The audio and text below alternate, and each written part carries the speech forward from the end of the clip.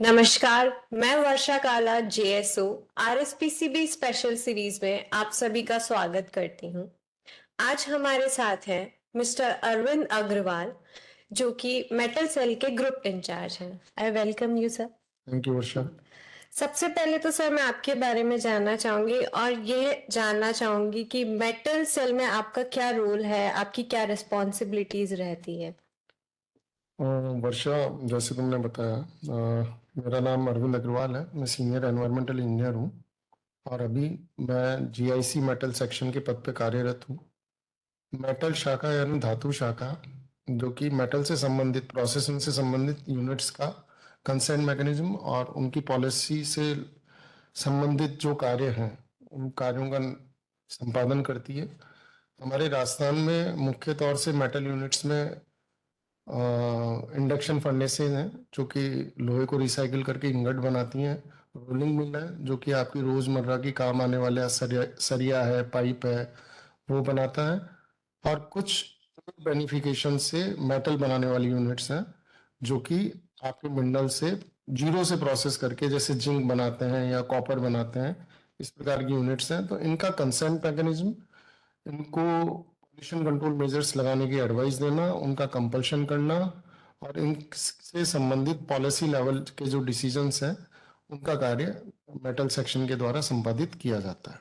तो सर ये जो मेटल इंडस्ट्रीज हैं, इनकी मेटल प्रोसेसिंग के थ्रू एनवायरनमेंट को मेजर पोल्यूशन हो रहा है कि क्या इफेक्ट रहता है इनका।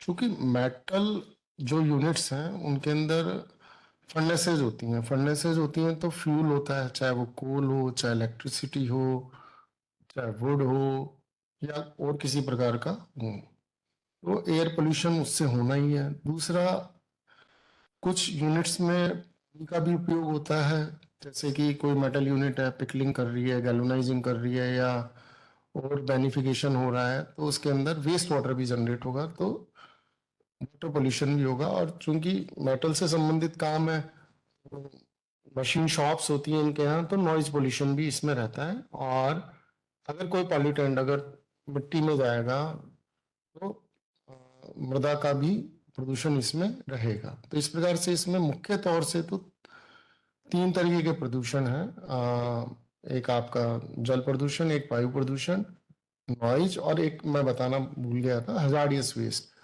इनकी प्रोसेस से खतरनाक अपशिष्ट भी जनरेट होगा, जिसका भी मैनेजमेंट एज पर रूल्स किया जाना आवश्यक है। तो सर जैसे हम लोग एयर पॉल्यूशन की बात कर रहे हैं मेटल प्रोसेसिंग के थ्रू, तो इस पॉल्यूशन को हम किसी तरीके से कंट्रोल कर सकते हैं? कोई इंस्ट्रूमेंट या कोई इक्विपमेंट होता है इसके लिए?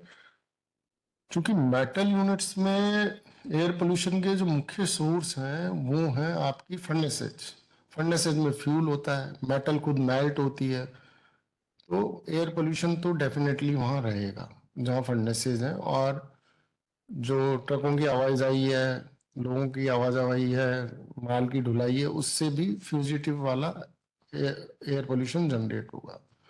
तो जो फर्नेसेज है उनके अंदर हम विभिन्न प्रकार के उपायों को कंपल्सरी करते हैं यूनिट के द्वारा लगाया जाना, जैसे कि वाटर स्क्रबर है, इलेक्ट्रोस्टैटिक प्रेसिपिटेटर है, बैग हाउस है, साइक्लोन है, मल्टी साइक्लोन है और पर्याप्त ऊंचाई की चिमनियां हैं।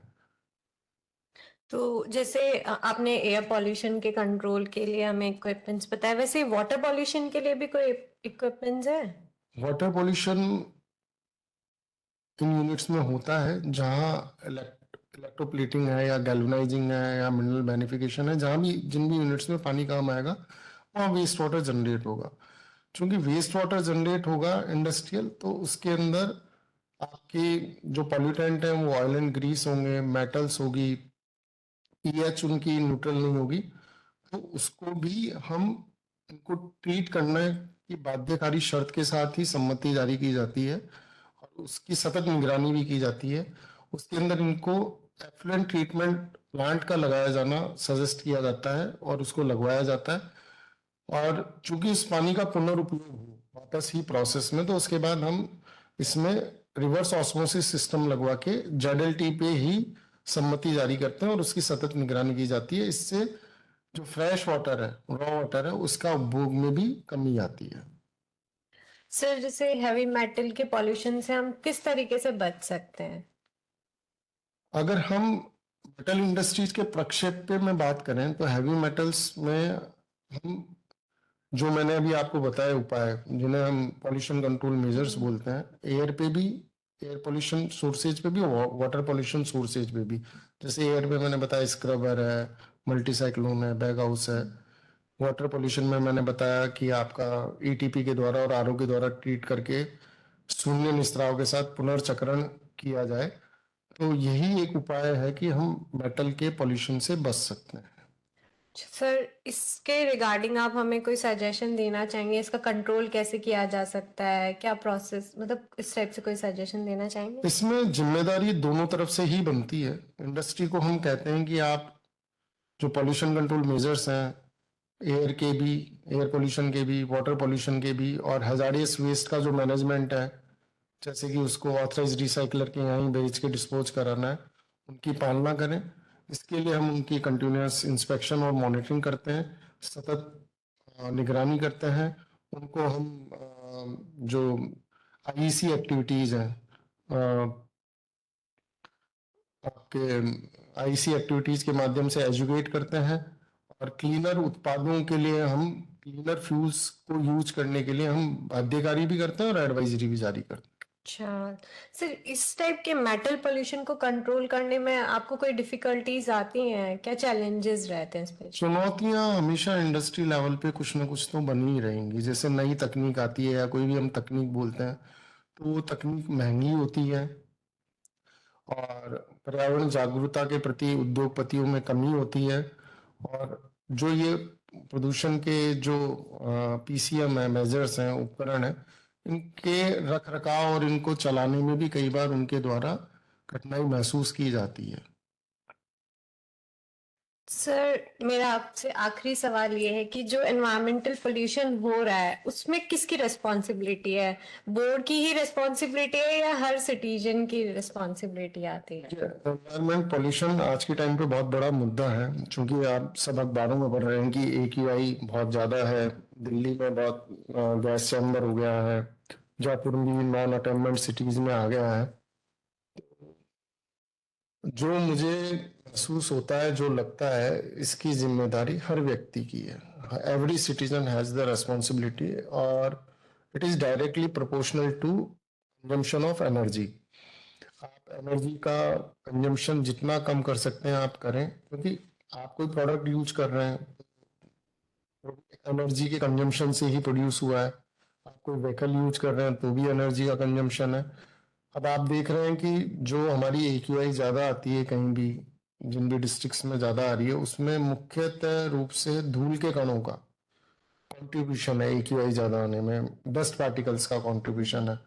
तो उसमें दैट इज व्हीकल प्लाइंग डस्ट, जो व्हीकल्स के चलने के कारण डस्ट प्लाई हो रही है, और सर्दियों में टेम्परेचर सरफेस पे कम हो जाता है, इस वजह से वो डिस्पर्स नहीं हो पाती, तो हमारी AQI बढ़ जाती है।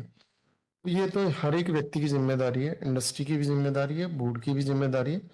आपको एक सस्टेनेबल लिविंग अपनानी पड़ेगी। आपको अपना पोल्यूशन लोड खुद को निकालना पड़ेगा कि how much I am indirectly responsible for pollution.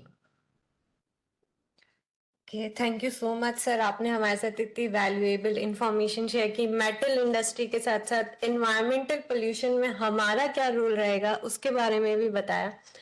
Thank you so much sir once again. Thank you Varsha. So thank you. Keep watching this special series. Thank you.